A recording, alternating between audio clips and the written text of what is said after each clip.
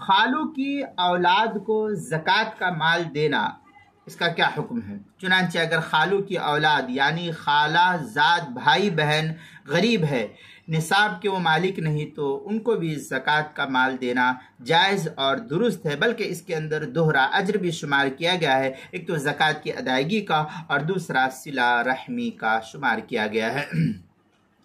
چنانچہ اس سلسلے میں جو ہے فتاوی عالمگیریہ میں ہے والافضل فی الزکوٰۃ اولا الی الاخوہ، پھر آگے ثم الی الاخوال والخالات ثم الی اولادہم۔ یہ فتاوی عالمگیریہ کی عبارت ہے، جلد نمبر 1 صفحہ نمبر 190، الباب السابع البحر الرائج، جلد نمبر 2 صفحہ نمبر 243، باب المصرف جو ایچ ایم سعید کراچی کا چھپا ہوا نسخہ، بدائع الصنائع جلد نمبر 2 صفحہ نمبر 50، فتح القدیر جلد نمبر 2 صفحہ نمبر 217، فتاوی شامی جلد نمبر 2 صفحہ نمبر 346،